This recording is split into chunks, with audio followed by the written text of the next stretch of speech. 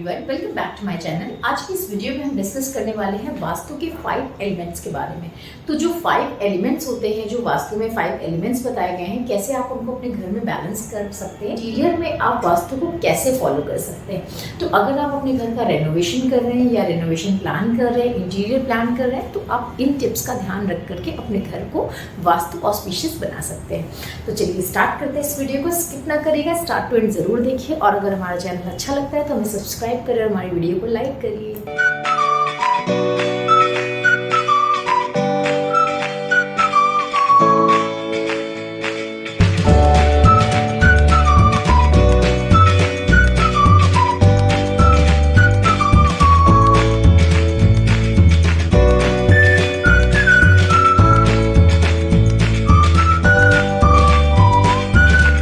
सबसे पहली दिशा है वो है हमारी साउथ ईस्ट।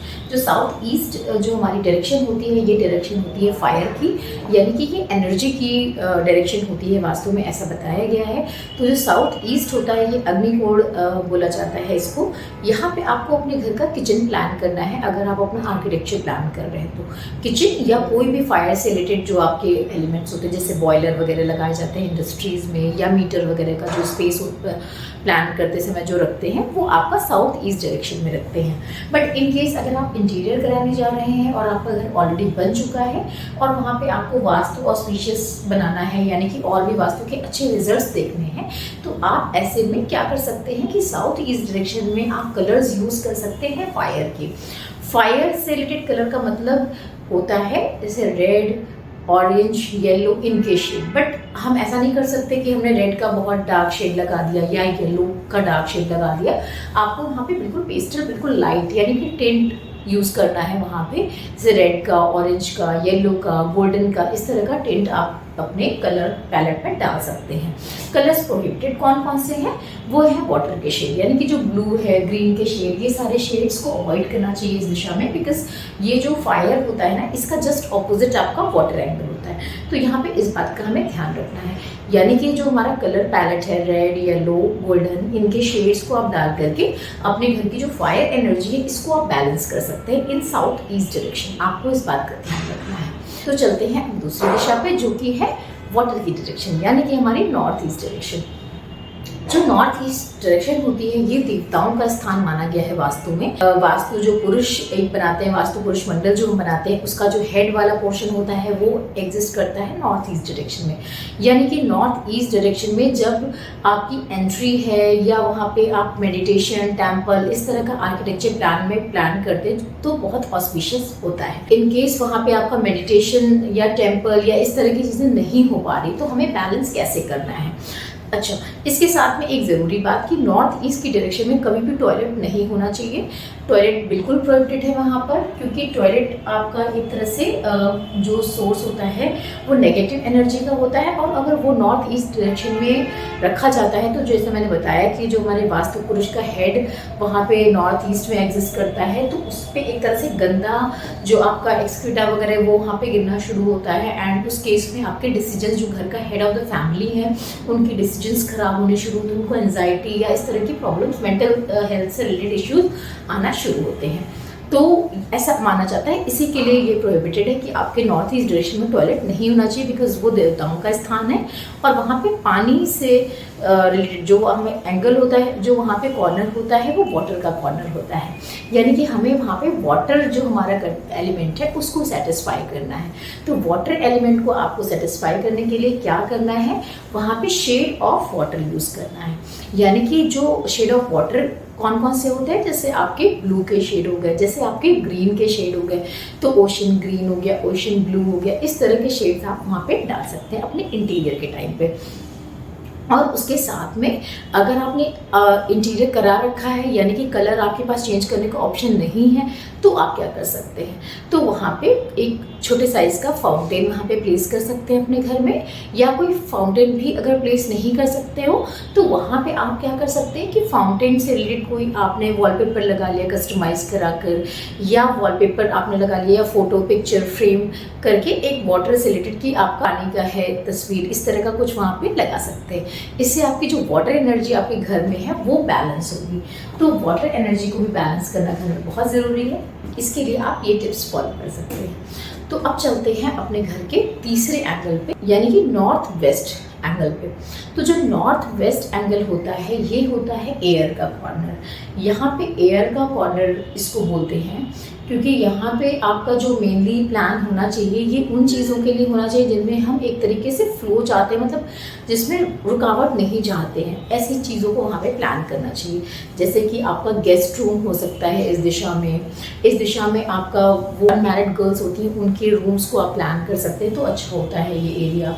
बट ये तो आर्किटेक्चर की बात हो गई कि आर्किटेक्चर के टाइम पे आप ऐसा कर सकते हैं। बट इन केस अगर आपका इंटीरियर हो रहा है या आपने इंटीरियर करा रखा है तो आप कैसे वास्तु ऑस्पिशियस बनाएं उस कॉर्नर को। तो उसको करने के लिए आपको जो कलर यूज़ करने हैं वो आपको ग्रे या न्यूट्रल शेड्स का यूज़ कर सकते हैं, जो कि एयर का एक तरीके से कलर माना जाता है। तो आप न्यूट्रल शेड में चले जाइए, जैसे ऑफ वाइट भी आप ले सकते हैं या बेज, लाइट बेज कलर ले सकते हैं या ग्रे कलर आपका यहाँ पे यूज़ किया जा सकता है। और आपको क्या करना है, इस एरिया को क्लटर फ्री रखना है एंड ओपन रखना है, ज़्यादा से ज़्यादा एयरी रखना है। इस बात का ध्यान रखना, मतलब वहाँ पे वेंटिलेशन का पूरा ध्यान रखना है। वहाँ पे कभी भी हमें कॉम्पैक्ट करके या विंडो को बंद करके या इस तरह से चीज़ें नहीं रखना। इसी से हम अपने जो एयर एलिमेंट है उसको सेटिस्फाई कर सकते हैं।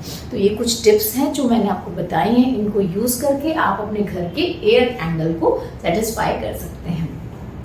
अब आते हैं नेक्स्ट, तो अब बात करते हैं अपने घर के यहाँ अर्थ एलिमेंट की। यानी कि जो अर्थ एलिमेंट होता है इसकी डायरेक्शन होती है साउथ वेस्ट एंड ये डायरेक्शन में स्टेबिलिटी की मानी जाती है। यानी कि इस दिशा में आपको जो चीज़ें अपने घर में बहुत स्टेबल चाहिए उनको रखते हैं, जैसे कि आपके मास्टर बेडरूम हो गए या कोई इंपॉर्टेंट आपके हैवी जो एलिमेंट्स होते हैं जैसे स्टेयरकेस ब्लॉक वगैरह, आप इसमें प्लान कर सकते हैं अगर आप आर्किटेक्चर प्लान अपने घर का कर रहे हैं तो। बट इन केस अगर आपका घर बन चुका है, आपको उसको इंटीरियर जो करवा रहे हैं उसको आपको ऑस्पिशियस बनाना है, अकॉर्डिंग टू द वास्तु बनाना है, तो आप यहाँ पे क्या कर सकते हैं, साउथ वेस्ट की डायरेक्शन में आपको अपने जो घर का कलर है वो आप अर्थ से रिलेटेड कोई भी शेड सेलेक्ट कर सकते हैं, जैसे बेज एंड ब्राउन के शेड आप यहाँ पे लगा सकते हैं। एंड इसके साथ में पिक्चर की अगर बात करें तो आप ऊंचे पहाड़ों वाली पिक्चर यहाँ पे इस दिशा में लगा सकते हैं। पर ध्यान रहे कि इस दिशा में जो आपने पहाड़ लगाए हैं उसके साथ आप वाटर की कोई इमेज यहाँ पे नहीं लगाएंगे, यानी कि पहाड़ के साथ जैसे कभी नेचुरल सीनरी में होता है ना कि वाटर भी उसमें दिख रहा होता है, तो आपको वो चीज़ का ध्यान रखना है। आपको यहाँ पे वो नहीं करना है, आपको यहाँ पे सिर्फ ऊंचे ऊंचे पहाड़ों को आना है। ऊंचे ऊंचे पहाड़ों का आप वॉलपेपर प्लान कर सकते हैं या फिर कोई अपने फोटो फ्रेम वगैरह इस तरह से आप यहाँ पे लगा सकते हैं। ये आपके घर की स्टेबिलिटी को बढ़ाता है। ये जो एलिमेंट्स थे इनके बारे में मैंने आपको बताया कि किस तरह से आप अपने दिशाओं के हिसाब से इसको सेटिस्फाई कर सकते हैं। उसके साथ ही जो हमारा फिफ्थ एलिमेंट होता है which is very important element in interior, आपका जो स्पेस एलिमेंट है which is very important part of your house, आप उसको कैसे सही कर सकते हैं। तो बहुत बार ये होता है कि जो आपका ब्रह्म स्थान होता है, यानी कि जो घर के आपके बीचों बीच वाला जो स्पेस है वहाँ पे आपका जो स्पेस एलिमेंट है वो एग्जिस्ट करता है। और यहाँ पे कई बार आपने पुराने घरों में देखा होगा कि जो आंगन जाल बनते थे या कुछ इस तरह से आर्किटेक्चर प्लान होता था तो वो भी एक ठीक होता था। बट कई बार लोग कहते हैं कि यहाँ पे ऐसा कोई ओपनिंग प्लान नहीं करना चाहिए, which is also correct. But इसमें आपको ये चीज़ इंटीरियर्स में आप इस बात का ध्यान रख सकते हैं कि आपको जो कोई भी अपने घर का हैवी एलिमेंट, जैसे जनरली डाइनिंग एरिया अगर आपका बीच में आ रहा है या लिविंग एरिया आपके घर के सेंटर में आ रहा है, तो आप वहाँ पे कोई भी हैवी एलिमेंट्स प्लान ना करें। जैसे आप वहाँ पे डाइनिंग टेबल ना रखिए, वहाँ पे सोफ़ा ना रखिए, मोस्टली वो स्पेस आप क्लियर रखिए, क्लीन रखिए और वहाँ पे बिल्कुल लाइट वेट रखिए। ऐसा इसलिए भी करते हैं क्योंकि जो हमारा वास्तु पुरुष होता है उसका जो स्टमक एरिया है वो सेंटर में आता है वहाँ पे, और सेंटर में हैवी चीज़ें रखने से आपके घर में बीमारियाँ स्टार्ट होना शुरू होती हैं, ऐसा माना जाता है अकॉर्डिंग टू द वास्तु। तो आपको अपने घर को वास्तु ऑस्पिशियस बनाने के लिए जो अपने घर का बीच वाला स्पेस आ रहा है आप इसको कैसे निकाल सकते हैं, आर्किटेक्चर प्लान लेकर के उसमें डायगोनली आप मैच करके आप ये देख सकते हैं कि आपके घर का सेंटर पॉइंट कहाँ पे आ रहा है और अकॉर्डिंग टू दैट आप फर्नीचर प्लान वहाँ पे कर सकते हैं इन योर इंटीरियर। हमने आज की वीडियो में हमने डिस्कस किया कि आप अपने घर के 5 एलिमेंट, जो कि आपका नंबर 1 है आपका fire element and water element, and उसके बाद मैंने डिस्कस किया था आपके एयर एलिमेंट्स के बारे में, एंड मैंने बताया उसके बाद आपके earth element and space element, इस 5 एलिमेंट्स को कैसे बैलेंस कर सकते हैं इन योर इंटीरियर।